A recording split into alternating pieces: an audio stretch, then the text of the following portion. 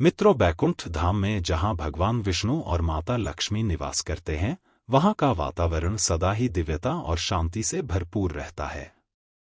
एक दिन माता लक्ष्मी ने एक जिज्ञासा भरे स्वर में भगवान विष्णु से पूछा, प्रभु, तुलसी आपके लिए अत्यंत प्रिय है और तुलसी को जल चढ़ाने से मनुष्य के सारे पाप नष्ट हो जाते हैं, परंतु मैंने सुना है कि 3 प्रकार की स्त्रियों को तुलसी को जल नहीं चढ़ाना चाहिए।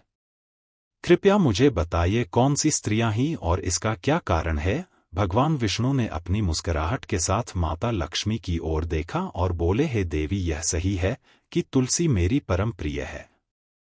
लेकिन इससे पहले कि मैं तुम्हारे प्रश्न का उत्तर दूं, मैं तुम्हें एक कथा सुनाना चाहता हूं। इस कथा के माध्यम से तुम्हें उत्तर भी मिल जाएगा और इस ज्ञान का महत्व भी समझ में आएगा, और जो भी व्यक्ति इस कथा को सुनते हैं उन्हें इसका फल अवश्य मिलता है। भगवान विष्णु ने यह कहकर कथा को शुरू किया, बहुत समय पहले धरती पर एक राजा हुआ करते थे जिनका नाम धर्मनंदन था। वह अपने राज्य में बहुत ही न्यायप्रिय और धर्मपरायण राजा थे। उनके राज्य में प्रजा सुखी और संतुष्ट थी। धर्मनंदन और उनकी पत्नी रानी सुमित्रा का एक सुंदर और बुद्धिमान पुत्र था जिसका नाम वृषभकेतु था।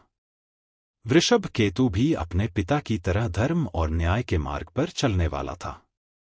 वृषभकेतु जब युवावस्था में पहुंचा तब उसकी मां सुमित्रा ने उसकी विवाह की चिंता की। उन्होंने वृषभकेतु के लिए एक उपयुक्त वधू की खोज शुरू की। कई राजकुमारियां इस विवाह के लिए इच्छुक थीं, लेकिन सुमित्रा चाहती थी कि उनकी बहू न केवल सुंदर हो बल्कि गुणों में भी श्रेष्ठ हो।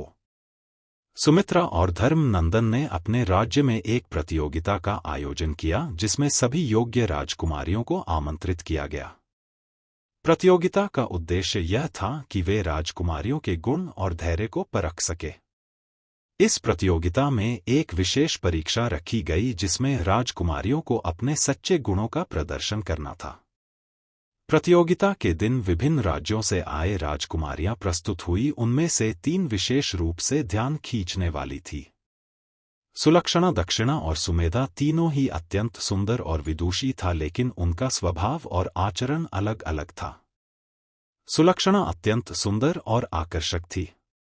उसकी सुंदरता ने सभी को मोहित कर लिया था, लेकिन उसके मन में अहंकार का वास था। उसने हमेशा अपने सौंदर्य पर गर्व किया और दूसरों को अपने से निम्न समझा। जब सुलक्षणा को प्रतियोगिता के दौरान तुलसी को जल चढ़ाने का अवसर मिला, उसने अपने अहंकार के कारण तुलसी के प्रति उचित सम्मान नहीं दिखाया। उसने तुलसी को केवल एक साधारण पौधा समझा और उसकी पूजा में कोई विशेष ध्यान नहीं दिया। सो दक्षिणा भी उतनी ही सुंदर थी और अत्यंत बुद्धिमान भी, लेकिन उसके मन में ईर्ष्या का विषय था। हमेशा दूसरों की सफलता और खुशियों से ईर्ष्या करती थी। जब सुदक्षिणा में तुलसी को जल चढ़ाया तो उसके मन में भी ईर्ष्या की भावना थी। वह सोचती थी कि क्यों तुलसी को इतना महत्व दिया जाता है जबकि उसके पास भी कई गुण और अच्छाइयां हैं। इस ईर्ष्या ने उसकी पूजा को अपवित्र कर दिया। सुमेधा थी जो न केवल सुंदर थी बल्कि अत्यंत विनम्र और सरल भी थी। उसके हृदय में कोई छल कपट या अहंकार नहीं था। वह दूसरों की खुशी में खुश होती और उनके दुख में दुखी होती। सुमेधा ने तुलसी को जल चढ़ाते समय पूरी श्रद्धा और प्रेम से पूजा की। उसके मन में कोई भी नकारात्मक भावना नहीं थी और उसकी पूजा पूर्णतः पवित्र थी।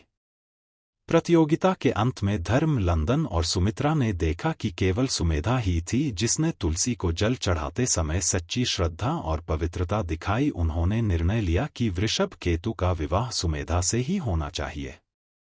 वृषभकेतु और सुमेधा का विवाह धूमधाम से संपन्न हुआ और उन्होंने अपने राज्य में धर्म और न्याय के मार्ग पर चलकर राज्य को और भी अधिक समृद्ध और खुशहाल बनाया। भगवान विष्णु ने कथा समाप्त करते हुए माता लक्ष्मी से कहा, हे देवी, यह कथा हमें यह सिखाती है कि केवल वही स्त्री तुलसी को जल चढ़ाने योग्य है जिसका हृदय पवित्र हो। अब मैं तुम्हारे प्रश्न का उत्तर देता हूं कि कौन सी 3 स्त्रियों को तुलसी को जल नहीं चढ़ाना चाहिए। भगवान विष्णु ने कहा, पहली स्त्री वो है जो अपने पति, परिवार या समाज के प्रति धोखा करती है, उसे तुलसी को जल नहीं चढ़ाना चाहिए। ऐसी स्त्री के मन में छल कपट भरा होता है और तुलसी जो सत्य और पवित्रता का प्रतीक है, उसे धोखेबाज स्त्री द्वारा जल चढ़ाना अपवित्र कर देता है। दूसरी स्त्री वह है जो दूसरों की खुशी, संपत्ति या सफलता से ईर्ष्या करती है। उसे भी तुलसी को जल नहीं चढ़ाना चाहिए। ईर्ष्या एक नकारात्मक भावना है जो मनुष्य को अंदर से खोखला कर देती है। तुलसी माता की पूजा ईर्ष्या से मुक्त और पवित्र हृदय से ही की जानी चाहिए।